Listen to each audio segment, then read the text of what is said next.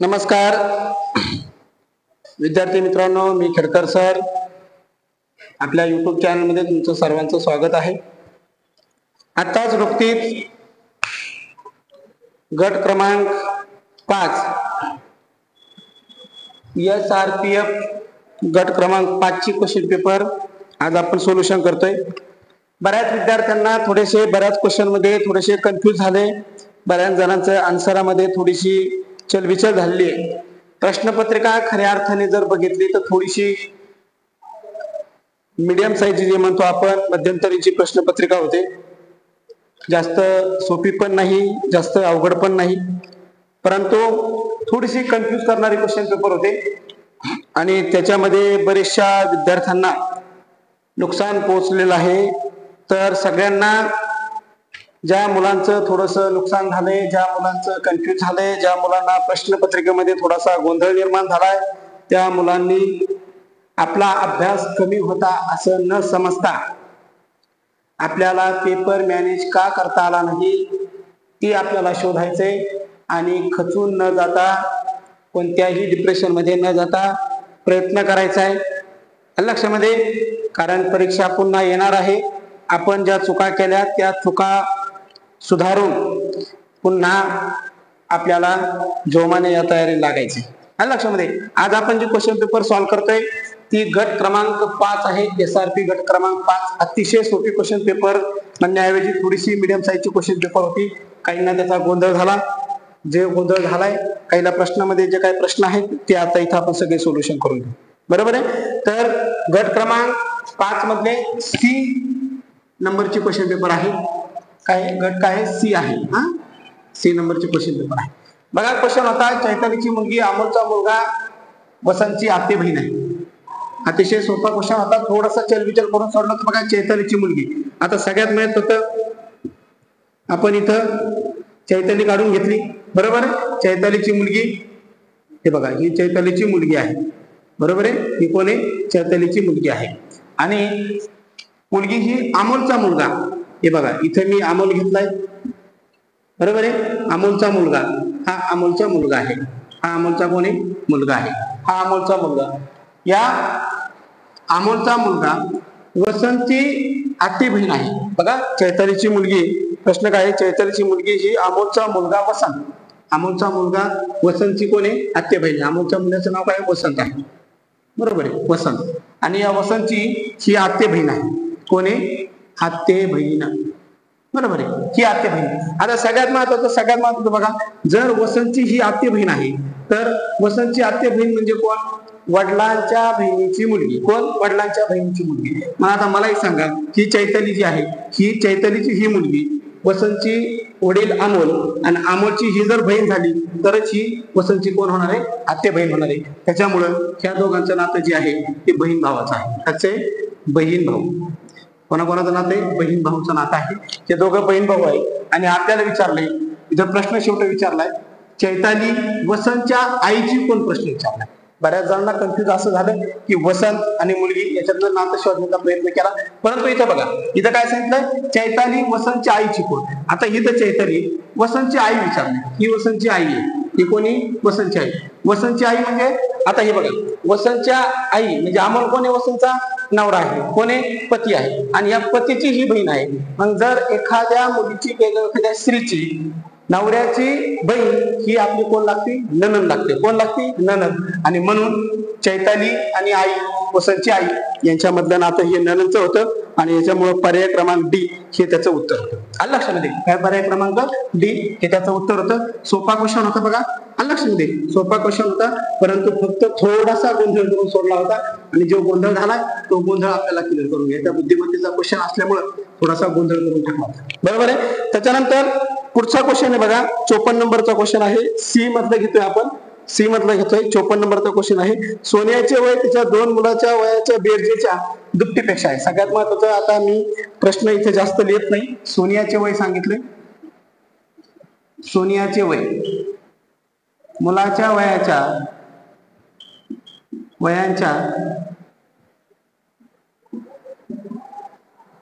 मुलांच्या वयाच्या बेरजेच्या दुपटीपेक्षा, मुलांच्या सांगितले, मुलांच्या वयाच्या बेरजेच्या बेरजेच्या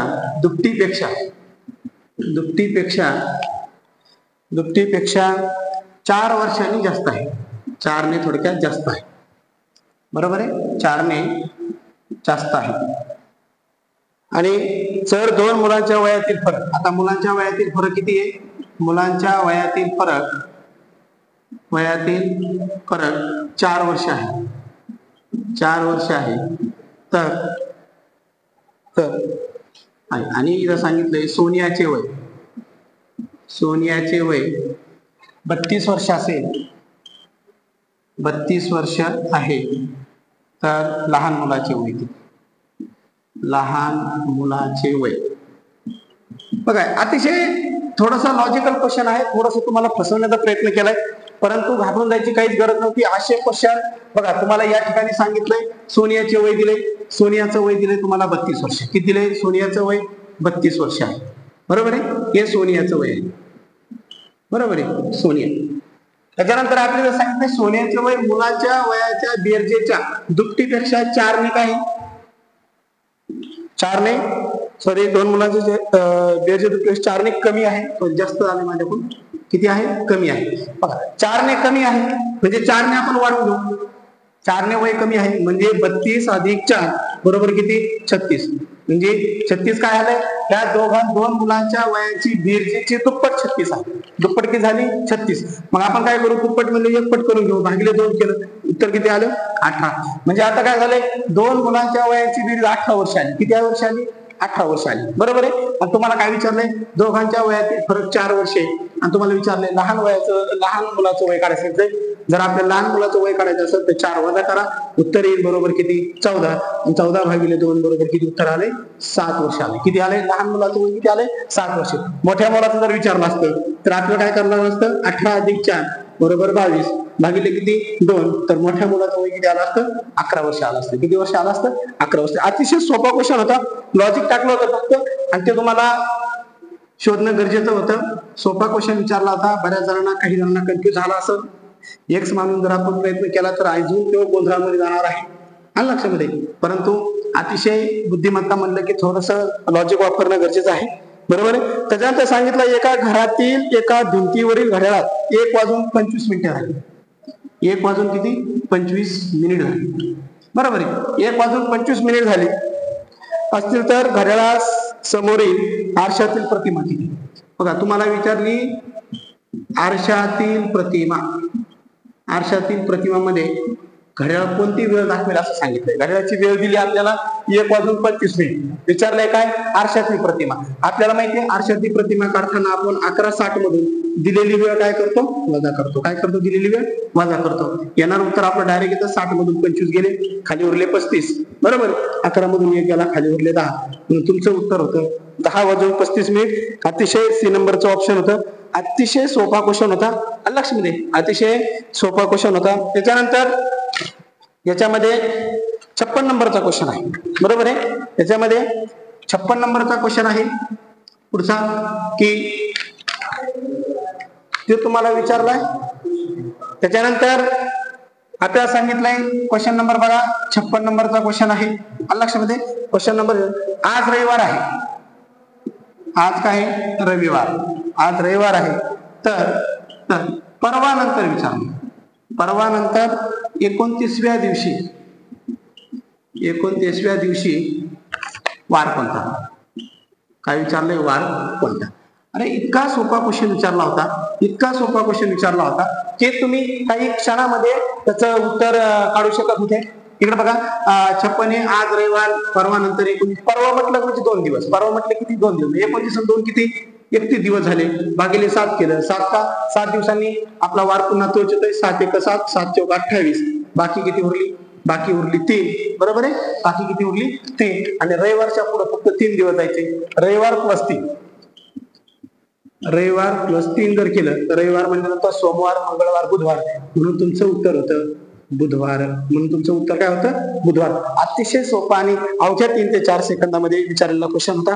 परंतु तुम्ही काहीने जर चूक केली असेल, काहीचा थोडीशी गडबड झाली असेल तर ती याच्यामधून सुधारून घ्यायची. लक्षामध्ये, याच्यामधून काय करायची? सुधारून घ्यायची. याच्यानंतर बघा, क्वेश्चन नंबर जो पुढचा आहे क्वेश्चन नंबर 57चा क्वेश्चन आहे बघा. क्वेश्चन नंबर 57 लक्षामध्ये. क्वेश्चन नंबर 57 आहे एस एफ त्याच्यानंतर आर आणि डब्ल्यू. आर डब्ल्यू आणि एच एवढे लोक आहेत बघा. हे जे विद्यार्थी असतील किंवा हे जे व्यक्ती असतील तर यांचे या 5 मित्रांपैकी प्रत्येकाची उंची तर वेगवेगळी आहे, परंतु दिलेप्रमाणे आवश्यक नाही. तर एच हा एस पेक्षा उंच आहे. बघा माहिती काय दिली इकडे बघा. एच हा एस पेक्षा उंच आहे. हे बघा मी मोठे चिन्ह जिकडे दाखवलंय तो मोठा आहे, जे लहान चिन्ह दाखवलंय तो लहान आहे असं समजा. त्याच्यानंतर दुसरं सांगितलंय आर हा एफ पेक्षा उंच आहे. हे बघा आर हा एफ पेक्षा उंच आहे. त्याच्यानंतर तिसरं सांगितलं एस हा आर पेक्षा उंच आहे. एस हा आर पेक्षा उंच आहे. आणि शेवटी सांगितलंय डब्ल्यू हा एच पेक्षा उंच आहे. शेवटी सांगितले डब्ल्यू हा एच पेक्षा उंच आहे. तर 5 पैकी सर्वात उंच कोण. अतिशय सोपा आणि सिंपल क्वेश्चन होता बघा. आता सगळ्यात महत्वाचं काय केलं बघा, मी इथं लिहिलं एच मोठा एस पेक्षा, बरोबर आहे. आता इथं एस कुठे आहे, डायरेक्ट इथे कुठे एस. हे बघा मी हे घेतलंय पहिलं, बरोबर. त्याच्यानंतर हे बघा इथे एस आहे, बरोबर आहे. एस कुठे आहे, एस मोठा आहे म्हणजे असं आहे. पुढे कोण आहे, आर आहे. हे बघा इथं आर आहे, बरोबर आहे. आता आर कुठे शोधा, हे बघा इथं आर आहे, बरोबर आहे. इथं आर आहे. आर काय मोठा आहे कोणापेक्षा, एफ पेक्षा. हे इथं एफ घेतला, बरोबर आहे. आता एफ कुठं आहे, त्याचं एफ कुठंच नाही. आता डब्ल्यू आणि एच चा प्रश्न फक्त एवढंच आहे. डब्ल्यू आणि एच. एच इथे, एच कडे बारीक तोंड आहे, मोठं तोंड डब्ल्यू कडे आहे, बरोबर आहे. आणि आपल्याला विचारले सर्वात मोठी व्यक्ती कोण किंवा सर्वात उंच व्यक्ती कोण. सर्वात उंच कोण आलाय, डब्ल्यू आलाय. आणि याचं उत्तर आहे डब्ल्यू. डी क्रमांकाचा जो ऑप्शन आहे ते याचं उत्तर आहे. लक्षामध्ये याचं उत्तर काय, डी क्रमांकाचं ऑप्शन आहे आणि ते तुमचं उत्तर आहे. अतिशय सोपा क्वेश्चन होता हा सुद्धा, लॉजिकल क्वेश्चन होता, अवघड काहीच नाही याच्यामध्ये. लक्षामध्ये प्रयत्न करायचे. आपण कुठंतरी थोडस कमी पडतोय, आपण कुठंतरी थोडस गोंधळून जातोय, आपल्याला पेपर मॅनेज करता येत नाही. का करता येत नाही हे आपण शोधलं पाहिजे लक्षामध्ये. कारण की बऱ्याच मुलांना पेपर मॅनेज करता येत नाही. पेपर मॅनेज करता आला पाहिजे, त्यासाठी क्वेश्चन पेपरचा सराव करणं वेळ लावून खूप महत्वाचं आहे लक्षामध्ये. आणि वेळ लावून क्वेश्चन पेपरचा सराव करताना मित्रा की सगळ्यात महत्वाचं, तुला मार्क किती पडतात हे शोधण्यापेक्षा तुला वेळ का पुरत नाही हे तू शोधलं पाहिजे. आपण कुठं गडबड करतोय, एखाद्या क्वेश्चन आपला वेळ किती जातोय हे परीक्षेच्या काळामध्ये आपल्याला कळलं पाहिजे. पुढचा क्वेश्चन होता बघा, ए बरोबर 600 दिले. ए बरोबर 600, त्याच्यानंतर बी बरोबर 560, त्याच्यानंतर सी बरोबर 520 आणि शेवटी विचारलंय तर एफ बरोबर किती. काय विचारलंय शेवटी, एफ बरोबर किती. आता हे बघा याचा ए आणि बी आहे. ए आणि बी आणि या दोघांमध्ये फरक 40 आहे. कितीचा फरक आहे, 40चा फरक आहे. कितीचा फरक आहे, 40चा फरक आहे. 40 मायनस केले. बी आणि सी मध्ये फरक जर काढला 560 आणि 520, कितीचा फरक आहे, 40चा फरक आहे, बरोबर आहे. आणि आपण आता पुढे गेल्याच्या नंतर बघितलं की बघा सी नंतर कोण असणार आहे, सी नंतर कोण असणार आहे, डी असणार आहे, बरोबर आहे. डी नंतर कोण असणार आहे, ई असणार आहे. ई नंतर कोण असणार आहे, एफ असणार आहे. ई नंतर कोण असणार आहे, ते एफ असणार आहे. तुम्हाला सांगा जर बी आणि सी मध्ये 40चा फरक आहे, डी आणि सी मध्ये सुद्धा 40चा फरक असेल, इथून 40 मायनस होते, 520 मधून 40 गेले, खाली किती उरले, 480 उरले. किती उरले, 480. परत 20चा फरक आहे, आपलं सॉरी 40चा फरक आहे, बरोबर आहे. 480 मधून परत 40 वजा केले, खाली किती उरले, 440 उरले. पुन्हा 40चा फरक आहे, म्हणून 440 मधून 40 जर कमी केले तर तुझं उत्तर शेवटी बाळा येईल किती, 400. किती उत्तर येते, 400. अतिशय सोपा आणि सिंपल क्वेश्चन होता. तर याचं उत्तर आहे 400. क्रमांक डी नंबरचा ऑप्शन आहे. अतिशय सोपी क्वेश्चन पेपर, बऱ्याच पैकी सोपी क्वेश्चन पेपर होती. परंतु काही मुलांनी गोंधळ केला असेल तर अजिबात डिप्रेशन मध्ये जाऊ नका, कारण की तुमचा अभ्यास कमी आहे असं मुळात नाहीये. तुम्हाला फक्त पेपर कव्हर करता आलेला नाही, लक्षात दे. आणि कव्हर करता जर नसेल आला तर टेन्शन घ्यायचं नाही, आपल्या चूक आपल्याला सुधारायचं, बरोबर आहे. रमेश सकाळी 7 वाजता उत्तरेकडे तोंड करून उभा होता. बघा अतिशय इतका सोपा क्वेश्चन विचारला होता. इकडे उत्तर दिशा आहे, इकडे दक्षिण दिशा आहे, इकडे पश्चिम दिशा आहे, इकडे पूर्व दिशा आहे, बरोबर आहे. आपल्याला सांगितलंय रमेश सकाळी 7 वाजता उत्तरेकडे तोंड. त्याचं तोंड कोणत्या दिशेला आहे, उत्तरेकडे तोंड आहे, बरोबर आहे. उत्तरेकडे तोंड आहे. सकाळी 7 वाजता म्हणजे सूर्य ह्या बाजूला असेल. सूर्य कोणत्या बाजूला असणार आहे, ह्या बाजूला असणार आहे, बरोबर आहे. सूर्य पूर्वेकडेच असणार आहे. तो सकाळी 7 वाजता उभा राहिला उत्तरेकडे तोंड करून, बरोबर आहे. आणि तोंड करून उभा राहा तेव्हा झेंड्याची सावली त्याच्या उजव्या गालावर पडली. बघा जेव्हा आपण उत्तरेकडे बघतोय, जेव्हा आपण उत्तरेकडे बघतोय त्यावेळेस आपली उजवी बाजू ही असते बघा, उजवी बाजू ही असणार, डावी बाजू ही असणार, बरोबर आहे. मग आता उजव्या बाजूवर एकूण सूर्य आहे म्हणजे झेंडा कुठं असणार आहे, इथं असणार आहे. झेंडा कुठं असणार आहे, इथं असणार आहे. थोडक्यात तो जर इथं उभा आहे तर झेंडा कुठे इथे, मग एकूण सूर्य उगलाय याची सावली कुठे इकडल्या बाजूला पडणार आहे, आणि इकडल्या बाजूला कोणता गाल आहे आपला, उजवा गाल आहे. म्हणजे झेंडा कोणत्या बाजूला उभा आहे, पूर्वेला उभा आहे. कोणत्या बाजूला आहे, पूर्वेला. म्हणून याचं उत्तर पूर्व होतं. 1 नंबरचं ऑप्शन होतं. अतिशय सोपा क्वेश्चन होता. लक्षामध्ये फक्त कन्फ्युज व्हायची गरज नव्हती. अतिशय सोपा आणि सिंपल क्वेश्चन दिलाय, बरोबर आहे. आपण क्वेश्चन पेपर सोडतोय SRP गट क्रमांक 5 मधली सी टाईपचे क्वेश्चन पेपर आहे. त्याच्यामधला आपण सी घेतलेला आहे, बरोबर आहे. त्याच्यानंतर पुढचा आहे सुरेश फेब्रुवारी 1996 मध्ये. बघा काय प्रश्न दिलाय.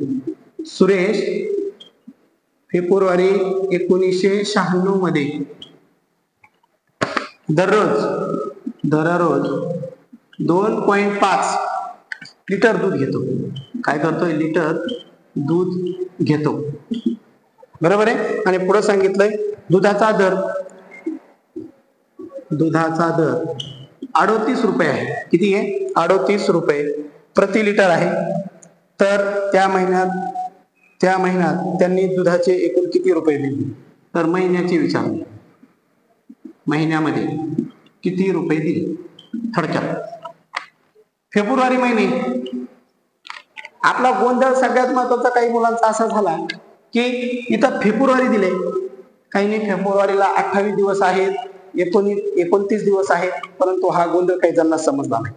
मग आता नेमकी फेब्रुवारी मध्ये 29 दिवस कधी असतात, तर ते लीप वर्षामध्ये असतात. कधी असतात, लीप. आणि लीप वर्ष म्हणजे काय, दिलेल्या संख्येला जर 4ने किंवा 400 जर पूर्ण भाग गेला तर त्याला लीप वर्ष म्हणतात.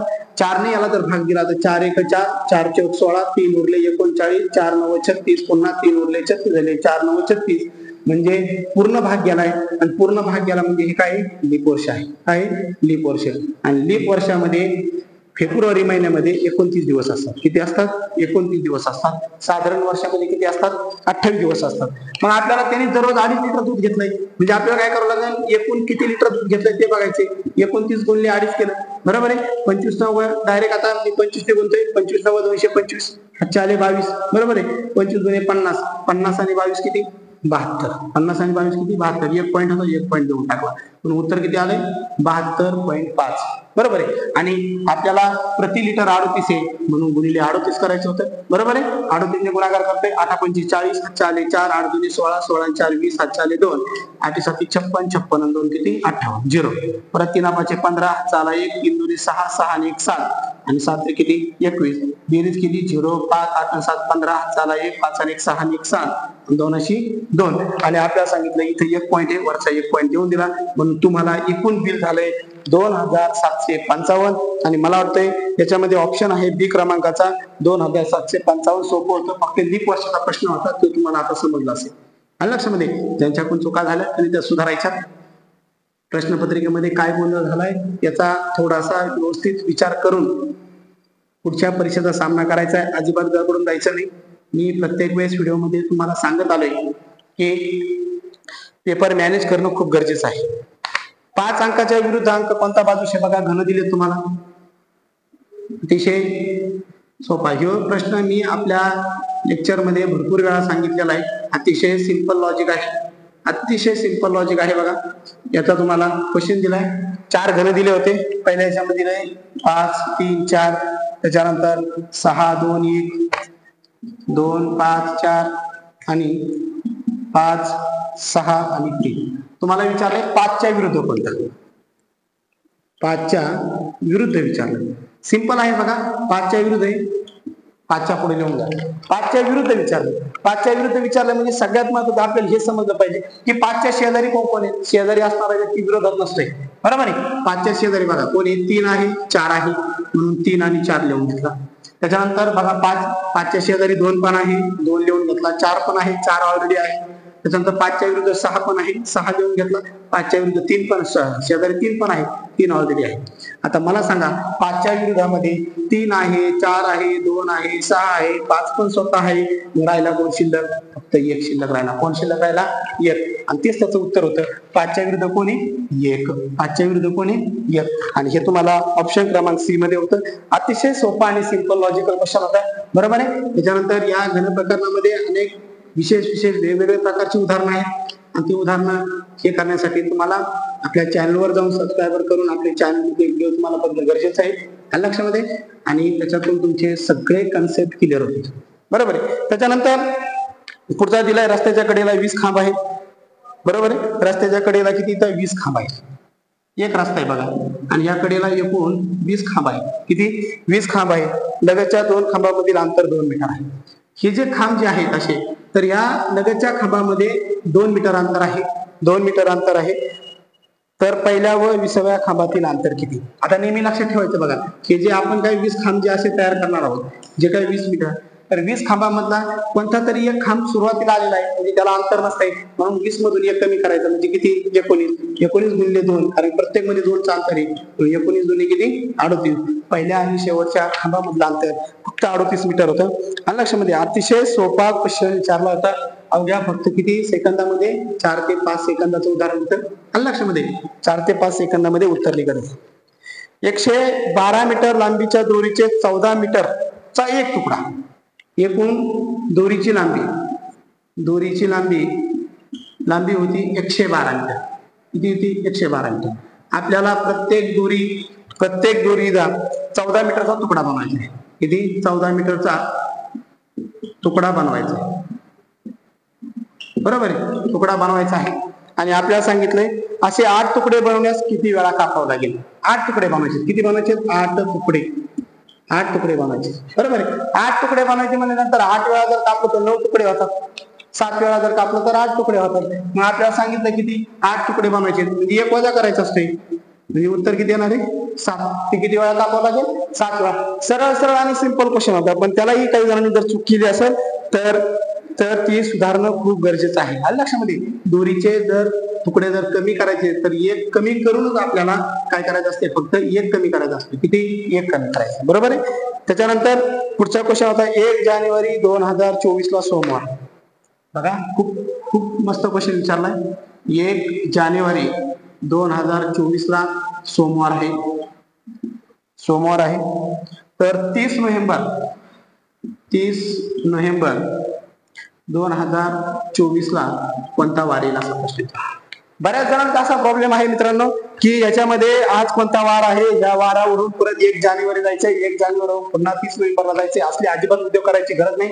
आपल्याकडे एक सोपी टेक्निक आहे. तुम्ही माझा व्हिडिओ बघितल्यानंतर तुम्हाला कळेल. मी फक्त इथे सोल्युशन देतोय. पहिले कारण 1 जानेवारीचा कोड 6 आहे. या जानेवारीचा कोड 6 आहे. 2024 मधले शेवटचे डिजिट 24 भागिले 4. लक्षामध्ये 4 1 4, 4 6 24, बरोबर आहे. 4 6 24, 4 ने पूर्ण भाग गेला म्हणजे हे लीप वर्ष आहे. हे काय? लीप वर्ष आहे. लक्षामध्ये. आणि 4 ने पूर्ण भाग गेला. टोटल जणांची बेरीज जर केली तर 24 आणि 6 30, 30 आणि 6 36, 36 आणि किती? 37, बरोबर आहे. 37 - 1 बरोबर 36. लक्षामध्ये. आणि 30 नोव्हेंबर सांगितलंय. 30 नोव्हेंबरचा कोड 2 आहे. लक्षामध्ये. त्याच्यानंतर 24 + 24 भागिले 4, 4 1 4, 4 6 24. हे मात्र लीप वर्ष जरी असलं तर नोव्हेंबर मध्ये डेट आहे. हे लीप वर्ष असलं तर जानेवारी मध्ये डेट आहे. मी व्हिडिओ मध्ये सांगितलेलं जानेवारी फेब्रुवारी प्लस लीप वर्ष जर असेल तर आपल्याला 1 मायनस करायचं, म्हणून मी इथे 1 मायनस करा. आता बेरीज करतोय. 30 आणि 2 30, 24 आणि 6 30, 30 आणि 30 60, 60 आणि 2 किती? 62. इथं किती आले? 62. आणि 62 मधून 36 वजा केले. बघा, 62 वजा 36, बरोबर आहे. तर किती? 12 मधून 6 गेले, खाली उरले 6, बरोबर आहे. इथे किती झाले? 5 झाले. 5 मधून 3 गेले, खाली किती उरले? 5 मधून 3 गेले, खाली उरले 2, 26, बरोबर आहे. आणि 26 दिवस पुढे जायचे म्हणून भागिले 7 केलं. 7 1 7, 7 3 21, खाली बाकी उरली 5. फक्त 5 दिवसांनी काय करायचं? आपल्याला पुढे जायचं मित्रा. किती? 5 दिवसांनी पुढे जायचंय. आणि सोमवारपासून कोणता वार दिलाय आपल्याला? कोणता वार दिलाय? एक मिनिट आहे. सोमवार दिलाय. सोमवारच्या पुढे 5 दिवस जर पुढे गेला, सोमवार, मंगळवार, बुधवार, गुरुवार, शुक्रवार आणि शनिवार, म्हणून तुमचं उत्तर येणार आहे शनिवार. हा, आता बऱ्याच जणांना असा प्रश्न पडला असेल, बऱ्याच जणांना असा प्रश्न पडला असेल नेमकी कसं गुंडे, कसं भागले, काय केले, यासाठी आपला कॅलेंडर नावाचा व्हिडिओ बघायचा आहे तुम्हाला. त्याच्यामध्ये हे सगळं डिटेल्स मी दिलेलं आहे. आणि लक्षामध्ये त्याच्यामध्ये सगळं डिटेल कॅलेंडर अतिशय सोपं प्रकरण आहे आणि ते त्याच्यामध्ये मी पूर्णपणे डिटेल्स तुम्हाला दिलेली. आणि लक्षामध्ये याच्यानंतरचा पुढचा क्वेश्चन होता मित्रा, याच्यानंतरचा पुढचा क्वेश्चन आहे बघ की पुढे सांगितलंय तुला डायरेक्ट येतो पुढचा, खालीलपैकी कोणती आकृती प्राणी, भूचर प्राणी आणि जलचर प्राणी बरोबर आहे. हे बघा प्राणी मोठी आहे, प्राणीमध्ये दोन्ही पण आहे, भूचर आहे, जलचर आहे, म्हणून भूचर इथं आला आणि जलचर इथं आला. आणि लक्षामध्ये ही एक आकृती आहे पण थोडस कन्फ्युज आहे याच्यामध्ये. काही जणांनी उत्तर डी नंबरचं पण लिहिलं असेल की काही जलचर प्राणी आहे, काही भूचर प्राणी आहे. बरोबर आहे. जलचर आणि भूचर हा या आकृतीनुसार ही आकृती बरोबर आहे. बरोबर आहे. त्याच्यानंतर काही थोडासा तर्कवितर्क लावला असेल भूचर प्राणी आणि जलचर प्राण्याचा. भूचर प्राणी म्हणजे की ह्या दोघांचा संबंध, काही भूचर प्राणी हे जलचर प्राणी आहे असा काहीचा संबंध आहे. बरोबर आहे. परंतु हे वेगवेगळे घटक आहेत आणि त्या वेगवेगळ्या घटकानुसार ही आकृती बरोबर आहे. लक्षामध्ये तर या आकृतीमध्ये ऑप्शन क्रमांक बी ही बरोबर होती, ही आकृती चुकीची आहे. आणि लक्षामध्ये का चुकीची आहे, कशामुळे चुकीची आहे याची पूर्णपणे माहिती मी तुम्हाला आज या लेक्चरमध्ये जे आपलं मेन आकृती लेक्चर आहे त्या लेक्चरमध्ये तुम्हाला मिळून जाईल. ओके. त्याच्यानंतर पुढचा क्वेश्चन होता, खालील लयबद्ध चिन्ह माहिती प्रश्नाच्या जागी कोणतं चिन्ह आहे. आपल्याला लयबद्ध चिन्ह दिलं होतं बघा, हे चिन्ह दिले होते. हे पहिला दिला होता, त्याच्यानंतर दुसरं बघा हे एक दिलंय, त्याच्यानंतर तिसरं बरोबर हे एक दिलंय आणि शेवटचं तुम्हाला प्रश्नचिन्ह दिलं. अतिशय सोपं आणि सिंपल लॉजिक होतं बघा. बरोबरचं चिन्ह इथून दुसऱ्या नंबरला इकडे आलंय, एक घरी इकडे सरकले, त्याच्यानंतर पुन्हा ते एक घरी इकडे सरकले. बरोबर आहे. आणि शेवटी ते पुन्हा पुढे जाणार आहे, तिथंच जाणार आहे, पुन्हा तिथंच जाणार आहे. म्हणून याचं ऑप्शन जे होतं ते ए नंबरचं ऑप्शन होतं. काय होतं? ए नंबरचा पर्याय होता. म्हणून याचं उत्तर आहे ए नंबर. अतिशय सिंपल आणि साधा क्वेश्चन आहे. लक्षामध्ये सिंपल आणि साधा क्वेश्चन होता, ए नंबरचं ऑप्शन होतं याचं. लक्षात. त्याच्यानंतर पुढचा क्वेश्चन विचारलाय तुला, खालील संख्या माहिती प्रश्नचिन्ह जागे काय. 1, 3, 6, 10, 15, 21, 28 आणि प्रश्नचिन्ह दिले. सिंपल आहे बघा. 1 अधिक 2 केले, बरोबर आहे, अधिक 3 केले, अधिक 4 केले, अधिक 5 केले, अधिक 6 केले, अधिक 7 केले आणि अधिक काय करायचं होतं, 8 करायचं होतं. मग 28 आणि 8 किती, 36. 28 आणि 8 किती, 36. म्हणून इथं होतं 36 नंबरचं उत्तर याचं बरोबर आहे. बरोबर आहे. फक्त एक एक अंकाने काय केले, प्लस केले. एक एक अंकाने काय केले, फक्त प्लस केले. अतिशय सोपी क्वेश्चन पेपर म्हणण्यापेक्षा लॉजिकल क्वेश्चन पेपर होती. लक्षामध्ये लॉजिकल क्वेश्चन पेपर होती आणि मला वाटते की तुम्हाला ते आन्सर याला काहीही अवघड नव्हतं. लक्षामध्ये. त्याच्यानंतर पुढचा क्वेश्चन होता बघा, प्रतिपदा, तृतीया, षष्टी, दशमी. बरोबर. याच्यानंतर सरळ सरळ आहे पौर्णिमा. काय उत्तर होतं, पौर्णिमा. याला कोणतंही लॉजिक लावायचं, सरळ सरळ कॅलेंडरचे मराठीमध्ये काही गोष्टी दिल्या होत्या त्यानुसार ते सॉल्व्ह करायचं. त्याच्यानंतर पुढे सांगितलं 70 नंबरचा क्वेश्चन बघा. 70 नंबरचा क्वेश्चन, 2 नाणी फेकली असता कमीत कमी 1 काटा मिळण्याची संभाव्यता किती. 2 नाणी फेकली तर काटा मिळवण्याची शक्यता म्हणजे संभाव्यता विचार. बरोबर. आता हे बघा 2 नाणी म्हणजे काय, जर आपण 1 नाणं फेकलं तर हेड आणि टेल पडतो. जर आपण 2 नाणी फेकली तर एक तर दोन्ही हेड पडतील किंवा दोन्ही टेल पडतील किंवा एक हेड एक टेल पडेल किंवा एक टेल एक हेड पडेल. बस. किती, 4 प्रकार येऊ शकतात. म्हणजे चार प्रकार येऊ शकतात. किती, 4 प्रकारे पडू शकतात. छेदस्थानी एकूण प्रकार खाली असतात आणि आपल्याला विचारलंय काय, काटा मिळण्याची संभाव्यता किती. काटा बघा, 2 नाणी फेकली असता कमीत कमी 1 काटा. कमीत कमी 1 काटा. कमीत कमी म्हणजे काय, जास्तीत जास्त किती असू शकतात, कमीत कमी 1. कमीत कमी 1 कुठे बघा, याच्यामध्ये कमीत कमी 1 आहे, याच्यामध्ये कमीत कमी 1 आहे, याच्यामध्ये कमीत कमी 1 आहे, म्हणजे एकूण 3 आहे. किती येतं, 3. काय करा, अपूर्णांक द्या. तुमचं उत्तर आहे 3/4. तुमचं उत्तर किती आहे, 3/4. अतिशय सोपा क्वेश्चन होता, अतिशय सोपा क्वेश्चन होता. लक्षामध्ये बुद्धिमत्तेमध्ये जवळजवळ 95% क्वेश्चन सोपे आले होते. 95% क्वेश्चन सोपे होते, परंतु तुम्ही केलेला गोंधळ कदाचित तुम्हाला थोडासा किचकट पडला असेल. एका बागेत हरिण व मोर यांच्या एकूण पायांची संख्या डोक्यांच्या संख्येच्या दुपटीपेक्षा 16 ने जास्त आहे, तर गटातील हरणांची संख्या किती? त्याचं उत्तर 8. त्याचं उत्तर किती होतं? 8 उत्तर होतं. 8 उत्तर तुमचं लगेच निघतंय. लक्षामध्ये खालील आकृतीमध्ये त्रिकोणाची संख्या किती? खालील आकृतीमध्ये त्रिकोणाची संख्या किती विचारलं होतं? त्रिकोण एकदम सोपा दिला होता बघा. त्रिकोण एकदम सोपा होता. या त्रिकोणामध्ये विचारले 1 2 3 4 बरोबर आहे, आणि मोठा किती आहे? 5. अतिशय सोपा क्वेश्चन होता. याचं उत्तर 5 आहे. ए नंबरचं ऑप्शन. लक्षामध्ये अतिशय सोपी क्वेश्चन पेपर होती. सकाळी 7 वाजल्यापासून संध्याकाळी 7 वाजेपर्यंत घड्याळाच्या दोन्ही काट्यामध्ये किती वेळा काढतो? आपल्याला माहिती एका तासाला 2 वेळा होतो. किती वेळा? 2 वेळा. एका तास 1 तास बरोबर किती? 2 वेळा. फक्त एक गोष्ट लक्षात ठेवायची, घड्याळाचा किंवा 12 तासी असेल किंवा 24 तासामध्ये एक गोष्ट लक्षात ठेवायची, 3 वाजता आणि 9 वाजता असे दोन जे घटक आहेत त्या 2 तासामध्ये काटकोन त्रिकोण किंवा काटकोन दोन्ही काट्यामध्ये फक्त एकदा होतो. किती वेळ होतो? एकदा. दोनदा होत नाही, इथे एकदाच होतो. त्याचं कारण की 3 वाजता घड्याळाचे काटे असे असतात, ते ऑलरेडीच काटकोनामध्ये असतात. 9 वाजता सुद्धा असे असतात, ती ऑलरेडी काटकोनात असतात. त्या दोन स्थिती वगळता एकूण 12 तासामध्ये 11 वेळा होतात. किती? 12 तासामध्ये 11 वेळा. बघा 12 तासामध्ये 11 वेळा. आपल्याला विचारलंय 7 ते 7. किती विचारलंय आपल्याला? सकाळी 7 तर संध्याकाळी 7 वाजेपर्यंत बरोबर आहे. तर 12 तासामध्ये 11 दुने 22 वेळा होतो. किती वेळा? 22 वेळा. आणि लक्षात दे 12 तासामध्ये 22 वेळा आणि 7 ते 7 वाजल्यापासून एकूण किती वेळा होणार आहे?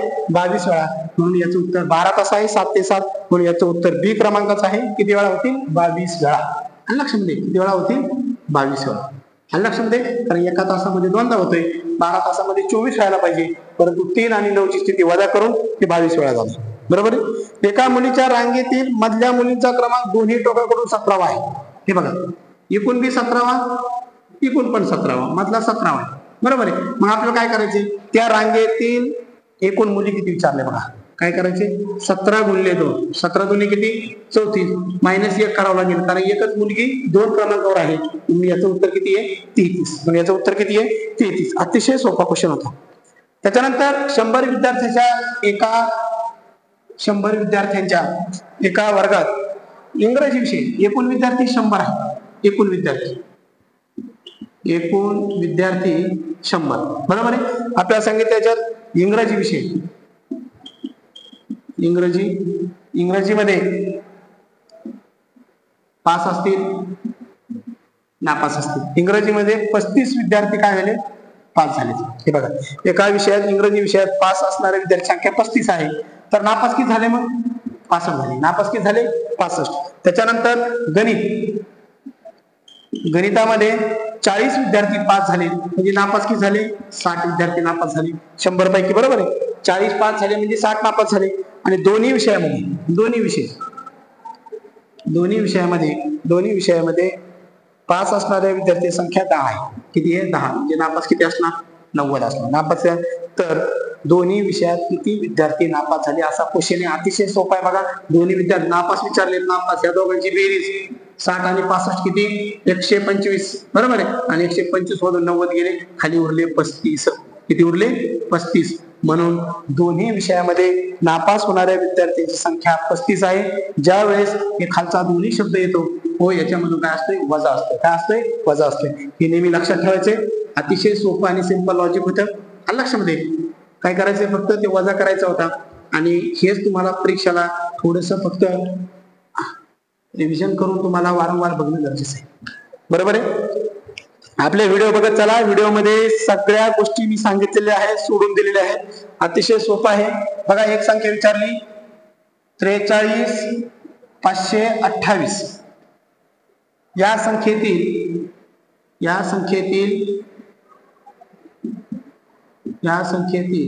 3 ची स्थानिक किंमत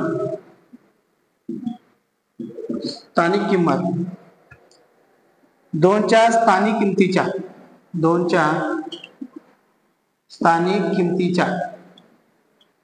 किमतीच्या किती पट आहे? किती पट विचारले? किती पट आहे? आधी 3 ची स्थानिक किंमत काढू. स्थानिक किंमत म्हणजे दिलेल्या संख्येची असते बघा, 43,528. स्थानिक किंमत म्हणजे ही हाय अशी येणार, त्याच्या पुढे जेवढ्या संख्या आहेत तेवढे शून्य माना. किती संख्या होत्या? 3 संख्या म्हणून 3000. 2 ची स्थानिक किंमत विचारली, हे बघा 2 हाय असा घेतला, 2च्या पुढे एकच संख्या आहे म्हणून 20. ही झाली 2 ची स्थानिक किंमत, ही झाली 3 ची स्थानिक किंमत. हिच्या ही किती पटी असं विचार. मग आता हिच्या ही पट जर काढायची असेल तर काय करायचं असते, याला भाग द्यायचा. म्हणून 3000 भागिले किती? 20. 0 0 कट झाला, बे एक बे, बे एक बे, एक उरला, बे पंचे 10 आणि 0 0. किती पट आहे? 150 पट. किती आहे?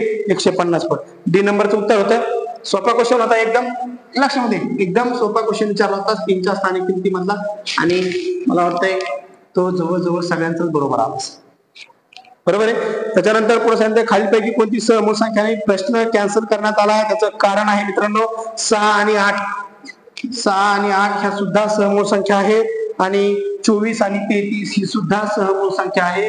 त्याच्यामुळं हा प्रश्न कॅन्सल करण्यात आलाय. लक्षामध्ये हा प्रश्न कॅन्सल करण्यात आलेला आहे. पुढचं आहे संख्याच्या बाबतीत पुढील विधानाचे अवलंबन करावे. सर्वात लहान पूर्ण संख्या 0 अजिबात नाही. लक्षामध्ये बरोबर आहे. सर्वात लहान पूर्ण संख्या विचारलंय. पूर्ण संख्या सर्वात लहान 0 आहे. बरोबर आहे. सर्वात लहान कोणती आहे? 0. 0 ही नैसर्गिक संख्या नाही, हे चुकीचं आहे. बरोबर आहे. एक सर्वात पूर्ण संख्या 0 आहे विचारलंय, पूर्ण संख्या 0च आहे. सर्वात लहान नैसर्गिक संख्या विचारलंय, नैसर्गिक संख्या नाही. इथं नाही शब्द वापरलाय. बरेच जण इथं चूक झाले बघा. आपल्याला 2 नंबर सांगितलंय 0 ही नैसर्गिक संख्या नाही असं शब्द टाकलाय. बऱ्याच जणांना आहे असं वाटलं, त्याच्यामुळे प्रॉब्लेम झाला.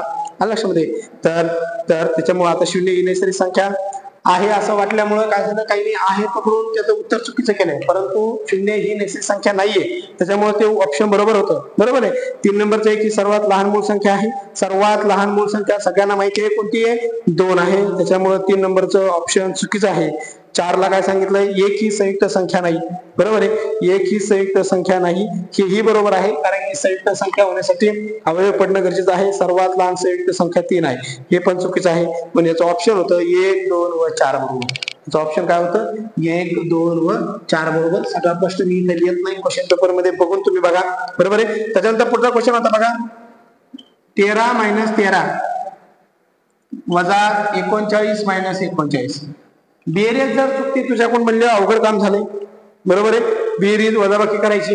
हे बघ, याला चिन्ह नाही म्हणजे याला प्लस चिन्ह असेल, दोन्ही चिन्ह जर वेगवेगळे आले तर वजाबाकी होते. म्हणून 13 म्हणून 13 याला 0 झाला. 0ची किंमत संपून गेली. पुढे राहिलाय -39 - 39. 2 चिन्ह सारखे आले. सारखे चिन्ह आले की बेरीज होते, वेगळे चिन्ह आले की वजाबाकी होते. आपण ते वारंवार सांगितलेले.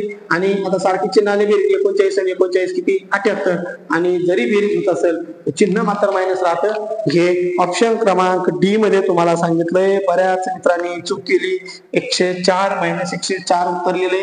ते उत्तर चुकीचं आहे. ते उत्तर चुकीचं आहे बाळांनो. लक्षामध्ये चूक करू नका.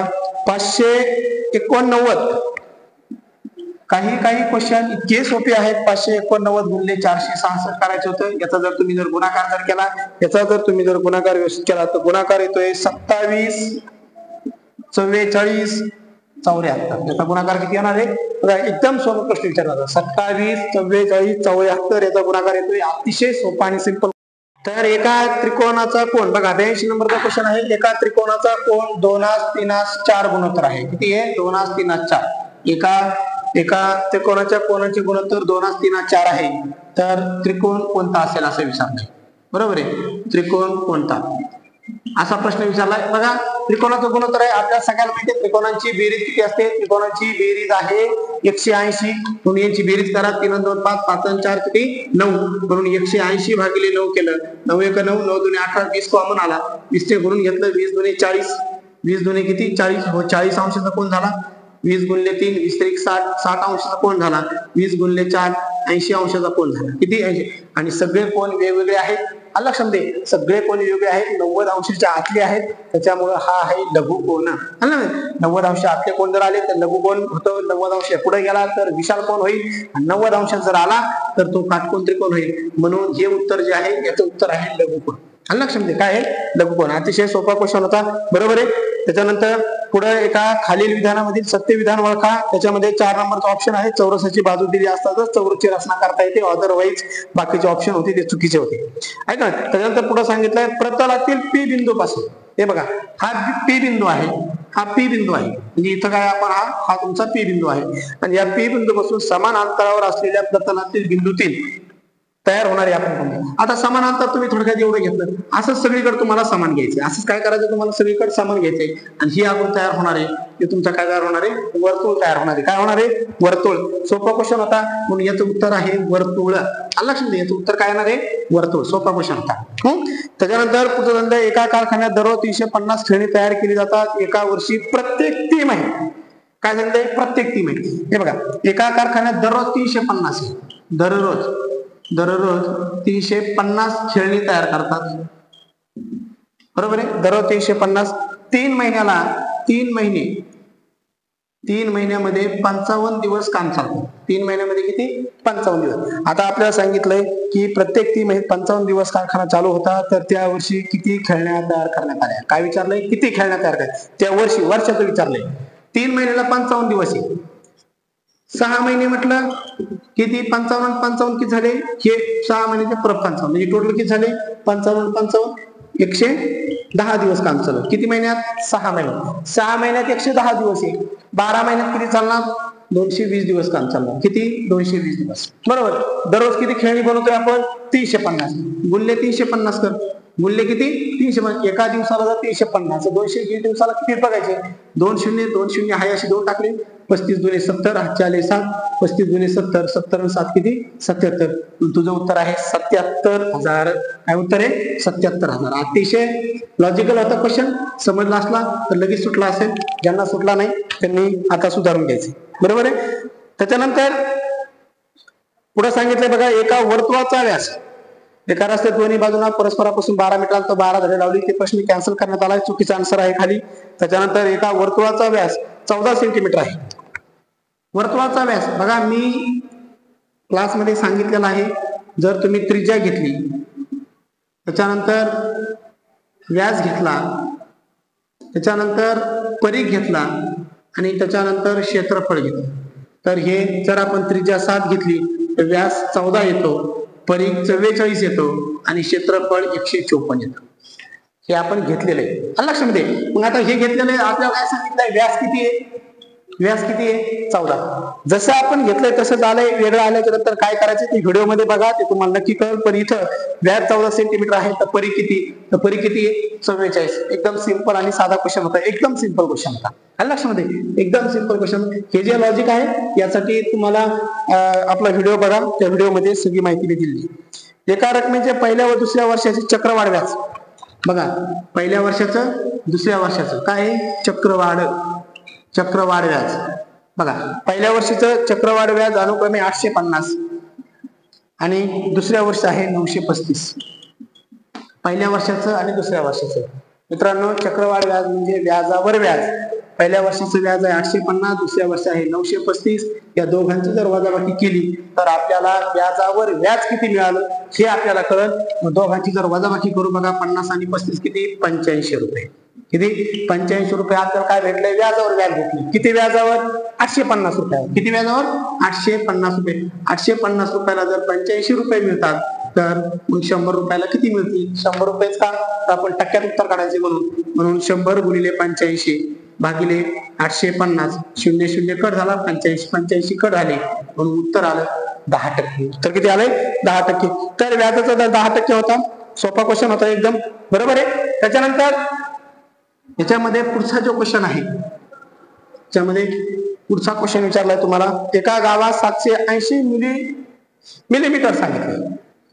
एका गावामध्ये 780 मिलीमीटर 780 मिलीमीटर पाऊस पडला. तर दुसऱ्या गावात, हा पहिल्या गावात आहे, दुसऱ्या गावामध्ये तुम्हाला सांगितलंय की दुसऱ्या गावामध्ये 75 सेंटीमीटर पाऊस पडलाय. किती, 75 सेंटीमीटर. आता तुला हे तर माहित पाहिजे की मिलीमीटर मधून सेंटीमीटर मध्ये जायचं असेल किंवा सेंटीमीटर मधून मिलीमीटर मध्ये जायचं असेल तर काय करावं लागतं, सेंटीमीटर आणि मिलीमीटर. आता 75 सेंटीमीटर म्हणजेच किती, 750 मिलीमीटर. किती, 750 मिलीमीटर. आता पहिल्या गावात 780, दुसऱ्या गावात 750. तुला विचारलं दोन्ही पावसामधला फरक किती, फरक म्हणजे काय करायचं तुला, वजाबाकी करायची. 780 वजा 750, उत्तर आलं 30 मिलीमीटर. उत्तर किती आलंय, 30 मिलीमीटर. हाही तुला प्रश्न विचारला होता, खूप सोपा क्वेश्चन होता. आला समजा. त्याच्यानंतर पुढचा एक क्वेश्चन आहे बघ, गणित ज्या या SRP गट क्रमांक 5 मधला जो क्वेश्चन आहे याच्यामध्ये गणित अतिशय सोपं विचारलं होतं. गणितामध्ये अजिबात कन्फ्युज करणारे क्वेश्चन नव्हते. त्याच्यानंतर पुढचं उदाहरण विचारलं होतं मित्रांनो की अमोल दररोज 1 तास 20 मिनिट व्यायाम करतो. किती तास करतो, 1 तास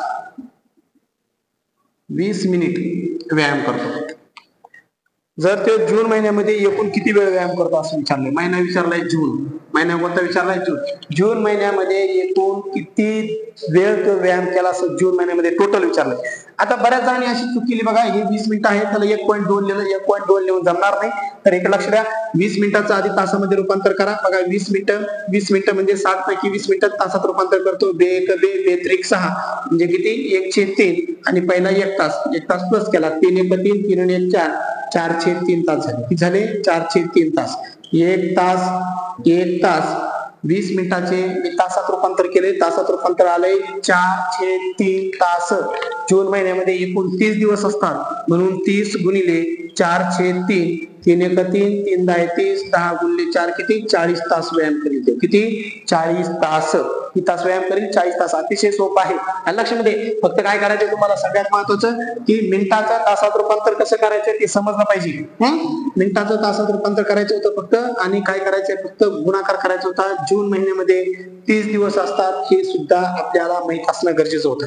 बरोबर आहे. त्याच्यानंतर पुढचा क्वेश्चन विचारला होता बघा की 10 मुलांना 20 किलो साखर 30 दिवसात पुरते. बघा 10 मुलं आहेत, 20 किलो साखर जे आपल्याला मिळते ते छेदस्थानी लिहायचंय आणि मूल्य दिवस पुढे येतील. बघा 20 मुलांना 20 किलो साखर 30 दिवस पुरेल. किती दिवस, 30 दिवस. बरोबर. दुसरी कंडिशन आहे, 30 साखर 1 मुलाला किती, दररोज 2 किलो जर साखर त्यांनी जर खाल्ली तर साखर किती दिवस पुरेल असा प्रश्न विचारलाय. बरोबर आहे.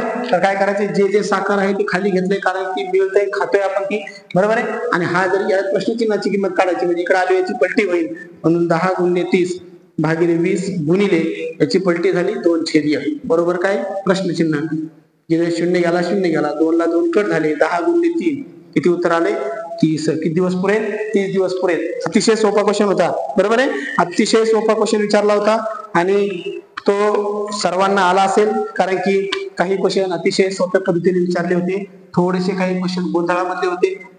तर जे गोंधळ झालाय तो आपल्याला दुरुस्त करायचा आहे. त्याच्यानंतर पुढचा क्वेश्चन होता बघा, तो क्वेश्चन कॅन्सल करण्यात आलेला आहे. वडील व मुलगा यांच्या वयाची बेरीज 40. एका व्यक्तीने 20% सफरचंद विकले. काय केले, 20% सफरचंद विकले तरी 560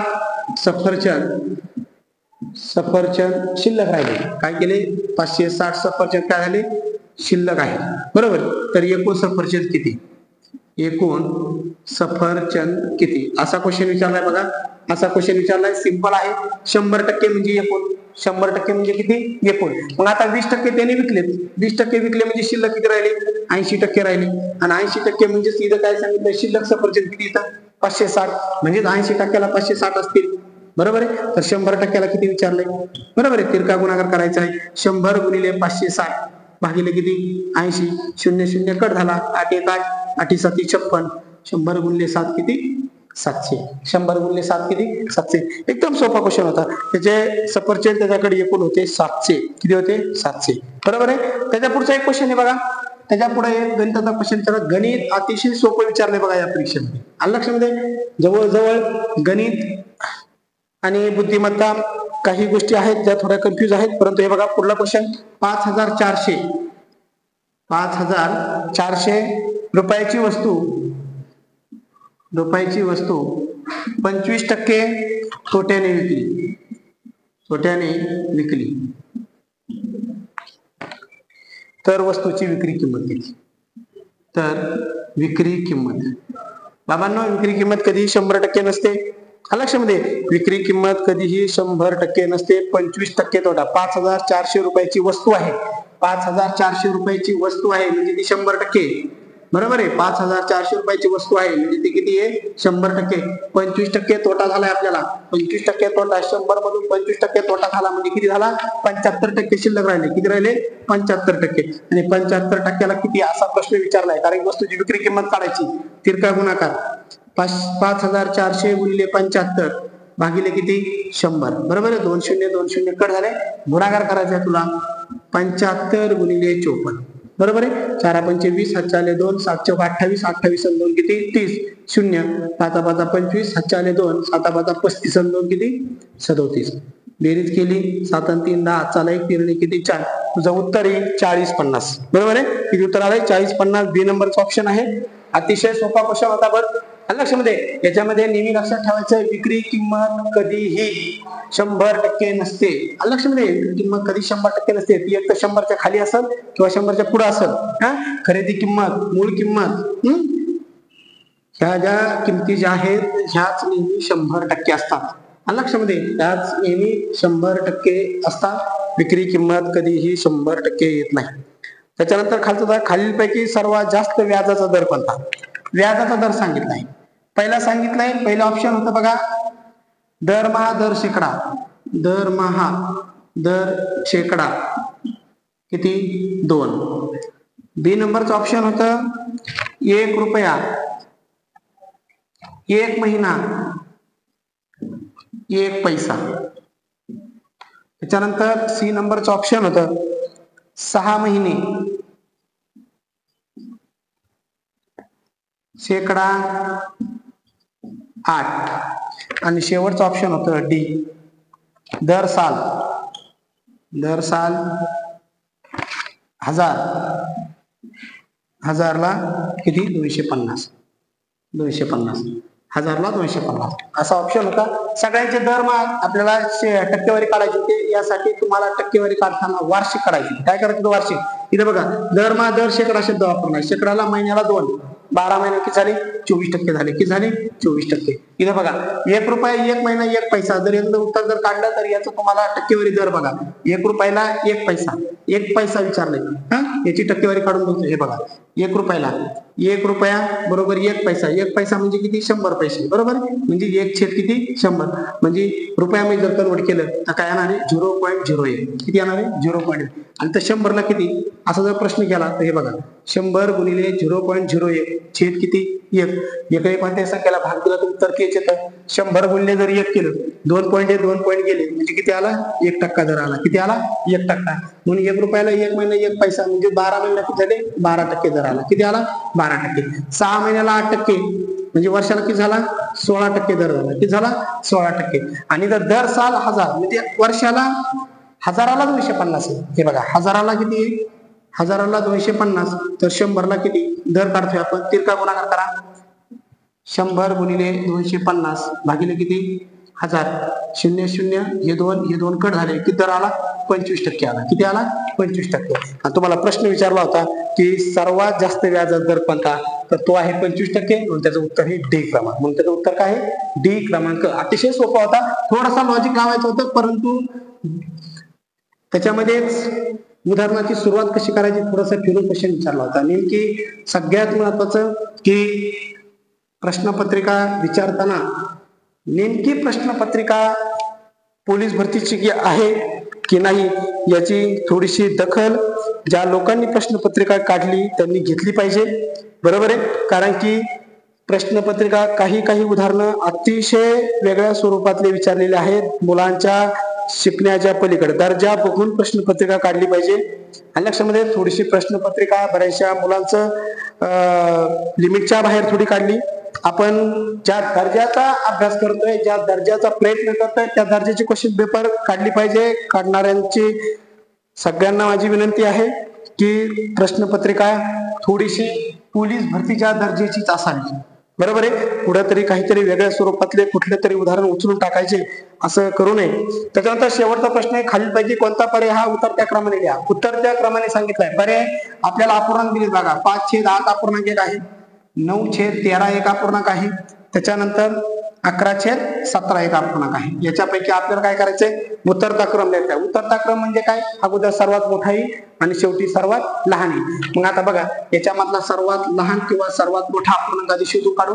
याच्यामधला सर्वात लहान सर्वात मोठा अपूर्णांक शोधा. आधी मोठा शोधतोय मी, बरोबर आहे. 13×5 किती, 65, 8×9 किती, 72. याच्यामध्ये मोठा 9/13 आहे. त्याच्यामध्ये मोठा कोणता आहे, 9/13. त्याच्यानंतर इकडला घेतला 11/17, 17×9 किती, 153 आणि 13 × 11, 11×3 33, 7×4 3, 11×1 11, 11×3 किती, 14. इथं किती आला, 153. म्हणजे 153 सगळ्यात मोठा आहे, म्हणजे 9/13 हा पर्याय सगळ्यात प्रथम येईल. बरोबर आहे. उतरत्या क्रमाने लिहायचं आपल्याला. 9/13 हा सगळ्यात प्रथम येईल आणि 9/13 सर्वात प्रथम असणारा पर्याय फक्त एक आहे, बाकीचे तुम्हाला काढायची गरज नव्हती. आलं लक्षामध्ये. याचा शेवटचा पर्याय आहे सी क्रमांक आहे. 9/13 पहिलं असणार ऑप्शन आहे. 9/13 फक्त सी मध्ये आहे, म्हणून ऑप्शन क्रमांक सी याचं उत्तर आहे. बाकीचं तुम्हाला काढायची गरज नव्हती. आलं लक्षामध्ये. प्रश्नपत्रिका थोडीशी वेगळ्या स्वरूपातली विचारली, थोडी अवघड स्वरूपातली आहे, काही प्रश्न सोप्या स्वरूपातले आहेत. परंतु तुम्हाला याच्या पलीकडे जाऊन आपण नेमकी पोलीस भरतीचा अभ्यास करत असताना थोडासा दर्जा पेपरचा, क्वेश्चन पेपरचा वाढलेला आहे. आपण त्या पद्धतीने अभ्यास केला पाहिजे. आलं लक्षामध्ये. आणि ज्यांनी ही प्रश्नपत्रिका काढली, ज्या लोकांनी प्रश्नपत्रिका काढली, त्यांना माझी विनंती आहे की पोलीस भरतीच्या दर्जाचीच क्वेश्चन पेपर असावी. क्वेश्चन पेपर मुलांच्या बुद्धीशी खेळणारी नसावी. आलं लक्षामध्ये. त्यांच्या बुद्धीचं कौशल्य बघण्यासाठी आपण एक्झाम घेतोय, तर त्यांच्या बुद्धीशी खेळणारी असं नसावी, असं मी वारंवार सांगतोय. आलं लक्षामध्ये. तर सर्वांना पुढच्या एक्झाम साठी आणि ज्यांनी नवीन परत येणाऱ्या नवीन ऍड साठी जे प्रयत्न करतात त्यांच्यासाठी आवर्जून मी सांगतो की आपल्या चॅनल मध्ये शॉर्ट ट्रिक चॅनल मध्ये म्हणून आपलं जे राज क्लासेस म्हणून जे चॅनल आहे, आलं लक्षामध्ये, राज क्लासेस जे चॅनल आहे, या राज क्लासेस पाथर्डी किंवा राज क्लासेस खडकर सर म्हणून तुम्ही सर्च करा. त्याच्यावरती आपले सगळे व्हिडिओ आहेत, ते व्हिडिओ आवर्जून पहा, लाईक करा आणि त्याच्यानंतर तुम्हाला जिथं अडचण येईल तिथं कमेंट करा. आणि आपला व्हिडिओ तुमच्यापर्यंत लवकर पोहोचण्यासाठी तिथं साईटला एक छोटीशी घंटी दिलेली आहे, त्याच्यावरती न चुकता क्लिक करा. ओके, धन्यवाद.